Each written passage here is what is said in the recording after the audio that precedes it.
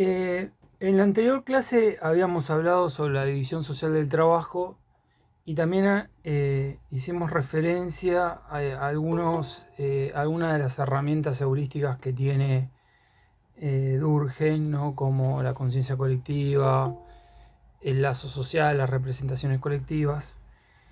Y nos quedaba hablar de moral, de educación laica, pero en el medio, entre el puente, digamos, lo presentamos, pero muy levemente el tema del Estado, ¿no? Entonces, como el Estado es algo muy importante, porque va a ser el que va a ejecutar las políticas de educación, es digamos,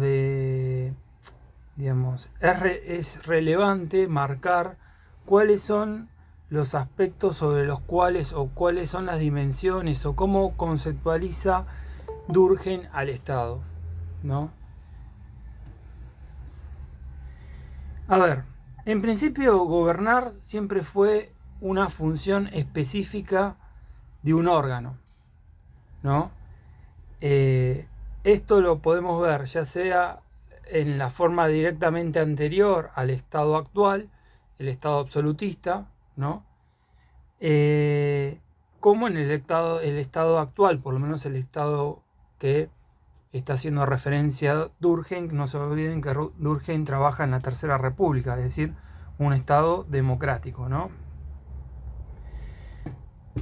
Pero la función de ese órgano varió con la historia, con el tiempo. Es algo que ya hemos subrayado, que en el tiempo casi nada se mantiene igual a sí mismo, por no decir nada, ¿no? Y en ese sentido podemos distinguir dos formas de Estado en base a la teoría holista. Una es la forma llamada restrictiva. Esta forma, históricamente, la podemos observar en lo que les decía recién, en el Estado absolutista. El Estado absolutista, básicamente, el Estado está concentrado en el rey, digamos, el Estado soy yo, diría Luis XIV, y un grupo de cortesanos, de ministros y demás, que le deben su puesto al rey, ¿no? A la vez, sus funciones son relativamente pocas si uno lo mira en relación al Estado moderno. Por ejemplo, hacer la guerra. En el mejor de los casos, si estamos hablando del Estado francés, imponer el idioma del rey en una determinada región, ¿no? Tanto a nivel como intelectual, desplazar con el francés al latín y volver el francés en el idioma universal en su momento, en el siglo XVII, siglo XVIII, y a las poblaciones con dialectos, digamos, que pueden ser, digamos, como el provenzal y demás, imponerle una forma de francés legítimo. Es decir, son bastante, digamos, específicas las funciones, ¿no? Representar a Dios en el plano terrenal, o sea, digamos, el rey es rey por voluntad divina, ¿no? Pero no tiene mucho más alcance ese tipo de Estado. Es decir, Durkheim dice, de alguna forma este Estado es impotente para organizar lo social. ¿Por qué es impotente? Porque no puede actuar en los campos como la economía, no puede actuar en los campos como la religión, no puede actuar en los campos como la educación, no puede actuar en relación a los intereses locales y regionales, ¿no? No sé si ustedes saben, Luis XIV, digamos, crea Versalles para que los nobles de Francia estén obligados a vivir en Versalles.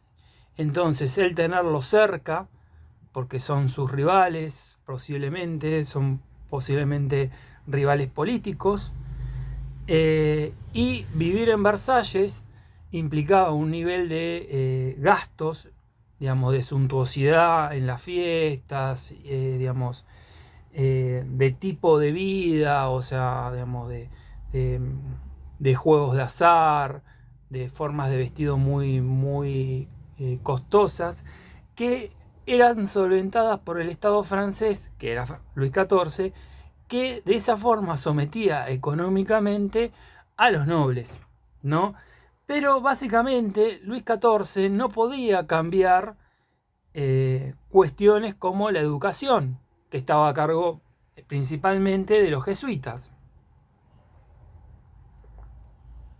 Y los intereses locales y regionales los dominaba desde Versalles, pero no tenía ninguna otra forma, digamos, que le permitiera ser más específico, es decir, dominando al señor de determinada región, dominaba esa región, ¿no?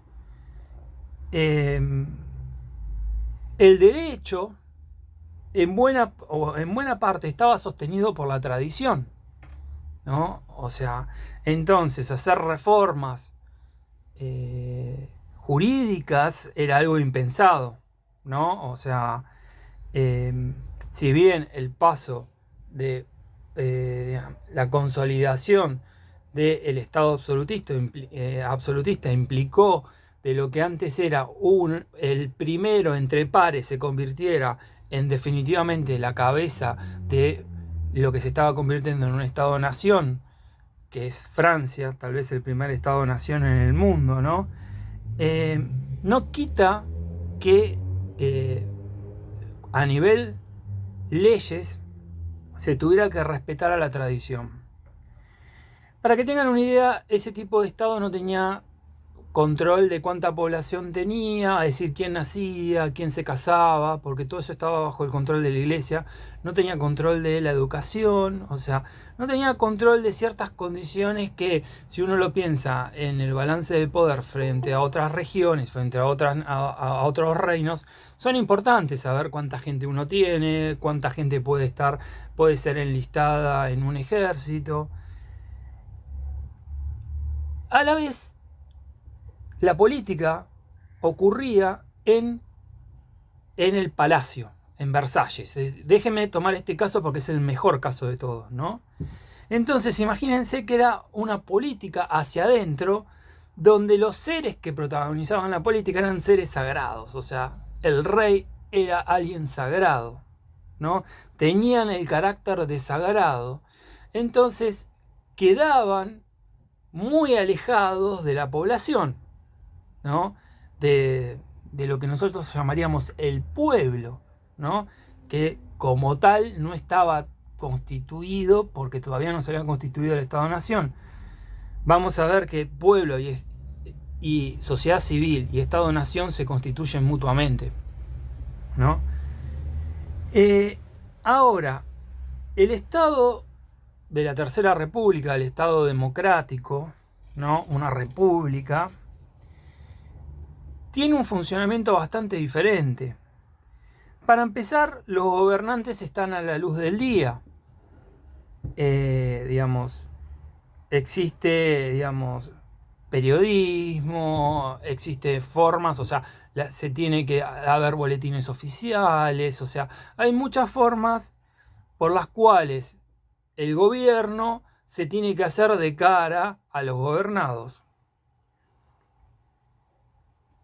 No hay un acuerdo general en este tipo de sociedades sobre cuál es la política que se debe tomar. Y esto se discute. En aquella época los espacios de discusión eran los congresos y de ahí la importancia de Durkheim al momento de discutir con los intelectuales jesuitas sobre la expropiación de los aparatos de educación, es decir, sobre las escuelas y demás aparatos, ¿no? Que estaban a cargo de la iglesia, sobre la expropiación de los cementerios, de los registros civiles, que también estaba a cargo de la iglesia. Todo eso se hacía a través de un Senado, una Cámara de Diputados, y todo eso se hacía discutiendo, ¿no? Y las discusiones salían en los diarios y había que argumentar bien, ¿no? estamos hablando de un público medianamente ilustrado, ¿no? El Estado entonces ya no está replegado sobre sí mismo como este Estado restrictivo previo, sino que tiende a descender sobre la sociedad, ¿no? Y al descender sobre la sociedad lo que hacen es ampliar, ¿no?, sus áreas, sus objetos, sus espacios a los cuales afecta y transforma. Los gobernantes a su vez dejan de ser seres sagrados, ¿no? A veces nosotros con una cierta cultura tradicionalista, por decirlo así, vemos en los gobernantes seres sagrados, pero en realidad el gobernante es un ciudadano puesto, digamos, un ciudadano en principio, o sea, formalmente es igual a nosotros, por lo tanto, de sagrado no tiene nada, ¿no? Este Estado democrático tiene más capacidad como cerebro, ¿no?, de desarrollar el pensamiento social. ¿Sobre qué? Sobre los usos y las tradiciones que de alguna, que, digamos, que funcionaban o funcionan aún en la sociedad y que vienen de la tradición, ¿no? Entonces, al ampliarse esa esfera, se toman elementos que hay que transformar para, digamos, que sean eficaces al orden moderno, ¿no? Como la educación. La educación tiene que ser un espacio eficaz a la construcción de un orden social y eso implica construir un tipo de sujeto, y los viejos sistemas de educación no permitían eso. Y existen muchas formas en que el Estado moderno gestiona, digamos, su actividad sobre lo social. Para meter a otro autor, digamos, Weber lo ejemplifica al Estado moderno como una gran empresa, ¿no? Y algo habíamos hablado en el inicio de la materia, ¿no?, con el uso de las encuestas, lo importante que es la encuesta en este, digamos, en este arte de gobernar, ¿no? Digo, para conocer qué está pasando y para conocer los resultados de lo que, digamos, de la política pública que apliquemos, a ver si sirve o no sirve. Esto implica que, digamos, que haya un desarrollo de la conciencia gubernamental, que a la vez más cosas se sometan al debate colectivo, porque si cae la tradición, se diluye la conciencia colectiva, y si se diluye la conciencia colectiva puede surgir más nuestra conciencia individual, y si surge más nuestra conciencia individual somos más subjetivos, ¿no? Y ya no hay tanto acuerdo, y al aparecer nuevas áreas problemáticas hay que discutirlas, ¿no? Entonces, de alguna forma este Estado tiene que tener la capacidad de ser la conciencia de las conciencias individuales, ¿no? Digamos, porque la conciencia colectiva, tradicional, religiosa, digamos, está, digamos, colapsando, y de alguna forma hay que reemplazarla por digamos, algún tipo de conciencia que represente esa conciencia colectiva, que es la conciencia del Estado, ¿no?, en nuestra conciencia individual. Lo interesante de la definición de Estado democrático es que Durkheim no está pensando como, por ejemplo, Aristóteles, ¿no?, que te organiza de acuerdo en dos criterios: cualitativo y cuantitativo. Cualitativo malo, cuantitativo malo, ¿no?, te lleva para un lado; cuantitativo bueno, cualitativo malo te lleva para otro lado. Entonces tenemos de un lado la monarquía, el gobierno del mejor, contra la tiranía, el gobierno del peor, y después tenemos la oligarquía como el gobierno de los peores, la aristocracia como el gobierno de los mejores, y hacia el medio la república y la democracia. Acá esto no funciona de esta manera. O sea, no se está preguntando de cuántas personas gobiernan, ¿no? O sea, o algún otro tipo de pregunta para calificar a tal o cual Estado como democrático, ¿no? Él está observando una forma de relación entre el órgano de gobierno, el Estado, y el resto de la nación, al resto de la sociedad, ¿no? Es decir, descarta los títulos de quienes gobiernan o el número de los gobernantes, ¿no?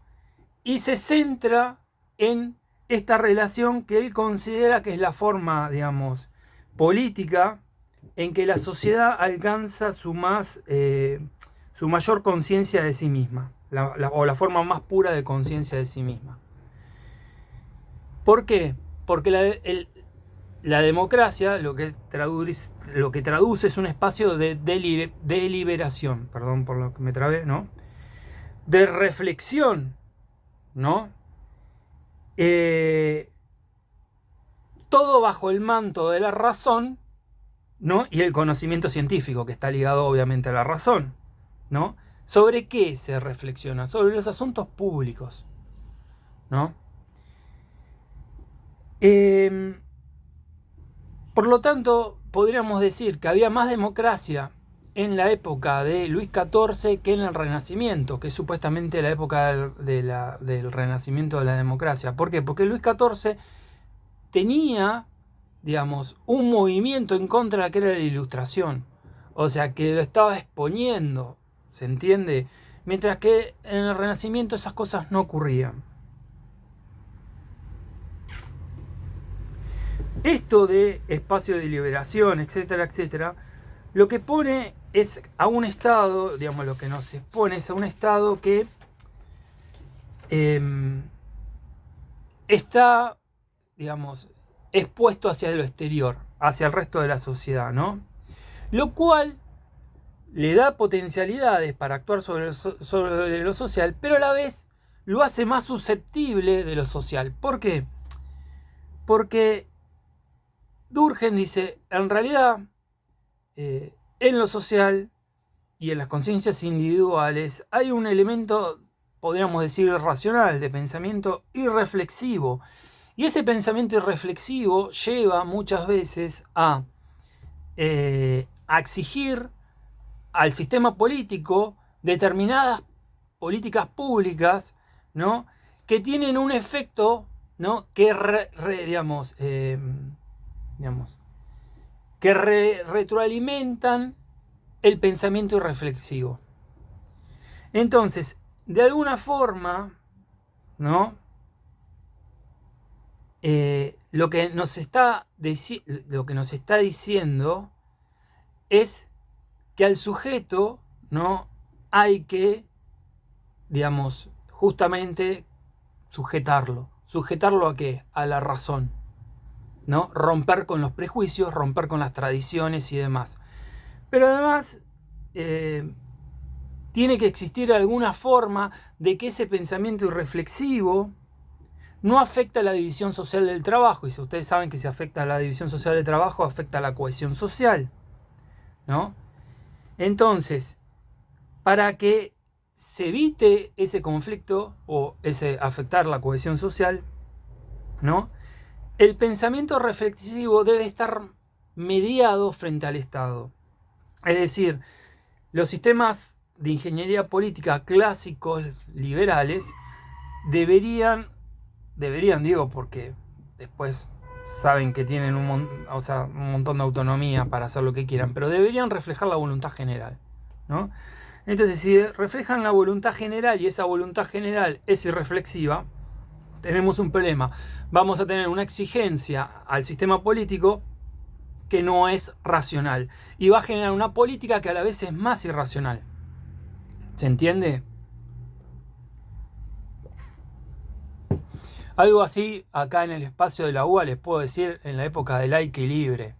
Ya lo estudiarán en Sociedad y Estado, pero la idea de que pueda existir una universidad privada que a la vez sea libre y que a la vez dependa del Vaticano, por ejemplo la UCA o la USAL, ¿no? O una que ya directamente se llama la Universidad de la Empresa, la UADE, ¿no? Entonces, ese tipo de políticas, ese tipo de reclamos son irreflexivos y producen políticas irracionales como teniendo una universidad como la de Buenos Aires, teniendo una universidad como la de Córdoba, la de La Plata y muchas otras universidades nacionales de gran prestigio, donde los integrantes, alumnos, docentes, no docentes, se dejan el cuero, digamos, trabajando, ¿no? Tengamos, por otro lado, esos espacios, ¿no? Donde, por lo menos en una época, si uno cursaba en la Universidad de Belgrano, después tenía que ir a rendir la equivalencia a una universidad pública. Ahora ya ni siquiera eso, ¿no? Donde uno es más bien un cliente que un alumno, una alumna. Entonces, en todo eso tenemos que pensar cuáles son las consecuencias, qué tipo de ciudadano estamos formando, si es lo mismo cursar en la UBA o cursar en la UCA, si es lo mismo estar en esta materia hablando de Durkheim o hablando de Weber o hablando de Marx con una determinada mirada, porque obviamente tenemos una mirada, es decir, una libertad de cátedra, y en ciencia política tienen otra mirada, ¿no? Y en economía tienen otra mirada, o si es lo mismo, o si estuviéramos en una universidad donde todo lo que tenemos que decir lo tenemos que decir a través de Tomás de Aquino, ¿no? O sea, o donde tenemos que estudiar religión, lo cual estudiar nunca está mal, pero bueno, si uno tiene tiempo limitado, estudiamos cosas más interesantes, digo, ¿no? No ideas que están muertas, como vamos a ver en la próxima clase, esto estaba grabado, pero en la clase de las formas elementales de la vida religiosa, la religión como tal está muerta.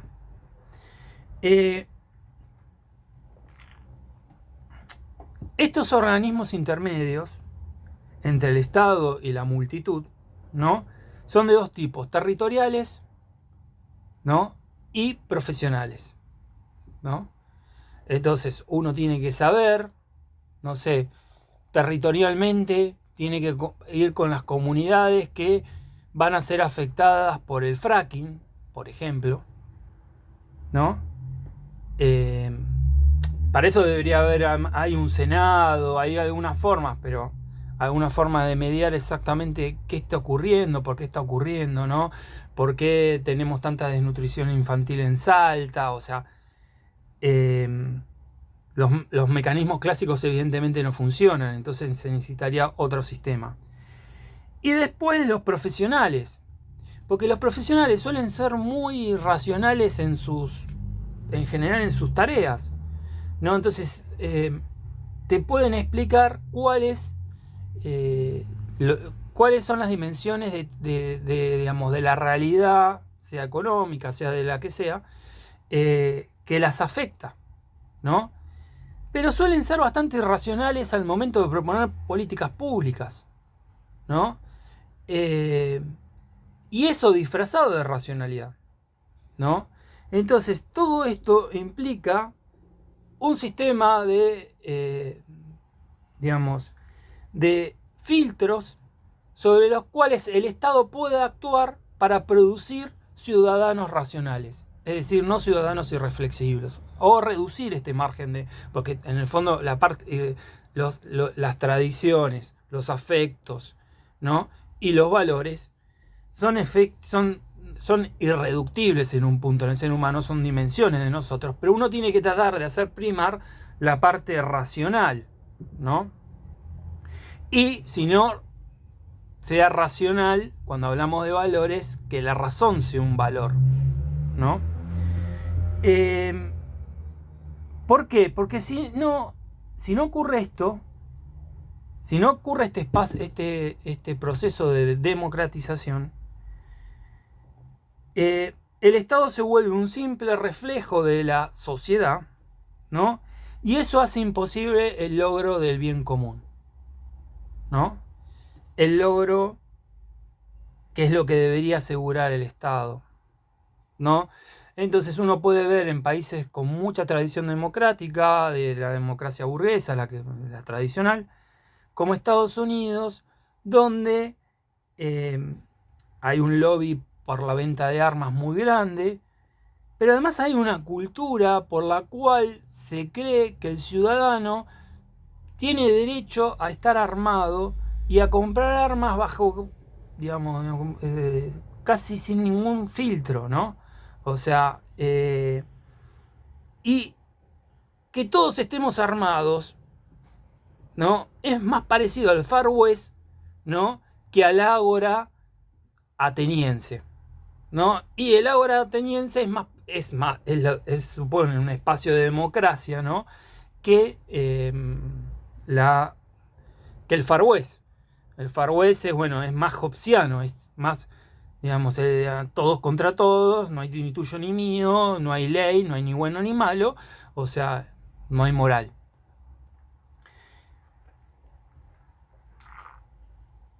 Democratizar significa dejar atrás la inconsciencia, es decir, ampliar nuestra conciencia según los parámetros de la modernidad, desplazar las costumbres irreflexivas y los prejuicios. Piensen en esto, que las religiones se vivían matando por ver cuál es el Dios, o sea, nada, o sea, que uno no podía hablar con otro porque no tenía la misma religión o lo que fuera, el mismo color de piel, todas esas costumbres irreflexivas, ¿no? Digamos, el lugar de nacimiento, o sea, todos esos prejuicios deben ser dinamitados si queremos una sociedad con un mediano orden, ¿no? Entonces, la democratización es el régimen que se adecua a los valores de la racionalidad moderna, ¿no? Que están en riesgo hoy en día, con gente antivacunas, con gente, digamos, o sea, que habla de infectadura, de gente de ese estilo, ¿no? O sea, como dijo Dolina, ¿no? ¿Cómo se llama? No trates de pensar si no estás acostumbrado, ¿no? O sea, gente que no está acostumbrada a pensar. Entonces hay que acostumbrar a la gente a pensar, ¿no? O sea, para pensar hay que estar acostumbrado a pensar. Porque este orden supone principios morales e ideas, principios morales como la igualdad, ¿no? Como la libertad, o sea, o valores, ¿no? Y cuando estamos hablando de igualdad, de libertad, estamos hablando de ideas sobre cómo es el ser humano, o cuáles son los derechos básicos del ser humano, que son, esto es, los derechos humanos, lo que tanto se pone en duda, ¿no? Los derechos que serían, imposibles de delegar por parte de nosotros, ¿no? Que están diseñados para asegurar la vida de los poderes fácticos, o sea, de los peligros de los poderes fácticos. Esta construcción de Estado-Nación históricamente implicó una disputa, como les decía hace un rato, por el monopolio de la educación, por lograr el monopolio de la educación, con las iglesias. Esto pasó en Francia, pasó en Alemania, pasó en Argentina, ¿no? En Argentina, los que lideraron esa lucha fueron obviamente Sarmiento, Mitre y el gobierno de Roca, ¿no? Y fue muy resistida, un pueblo católico, muy conservador, o sea, y es tan resistida que hay algunos lugares de la Argentina donde todavía la educación pública es religiosa, la provincia de Salta, ¿no? ¿Por qué esta lucha? Porque si el Estado se quiere constituir como tal, ¿no? Necesita un espacio, un lugar, ¿no? Donde se pueda difundir los valores, los símbolos y los sentimientos de pertenencia a una comunidad, lo que llamaríamos la nación o la patria, ¿no? Ese espacio por excelencia es el espacio de la educación. ¿Por qué? Porque es un espacio de socialización secundaria. Mientras que la familia es el espacio de sociabilización primaria, a donde primeramente nos sociabilizamos, hay un segundo espacio, ¿no? Donde dejamos de ser sos el hijo de mamá, que sos el más lindo, el más inteligente, esto y lo otro, o donde uno se tiene que adecuar a vivir con otros que no piensan como uno. Entonces, en este sentido, lo que debe hacer el Estado por medio de expropiar los aparatos de educación es unificar comunidades que están en principio diferenciadas. ¿Por qué?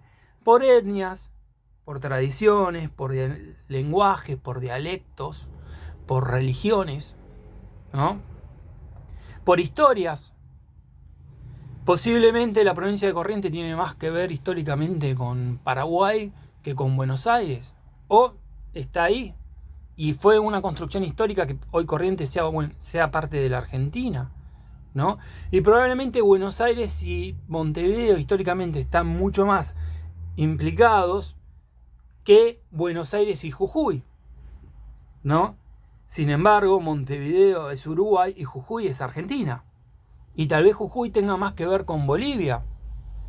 Entonces, todas estas cuestiones que hacen que el que nació en Jujuy, el que nació en Buenos Aires, el que nació en Corrientes o el que nació en Mendoza se sientan argentinos, no son construcciones naturales.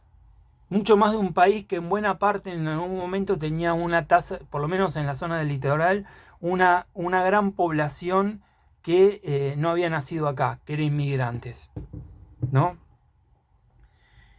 Y eso implica que la educación siga un sistema moderno, ¿no?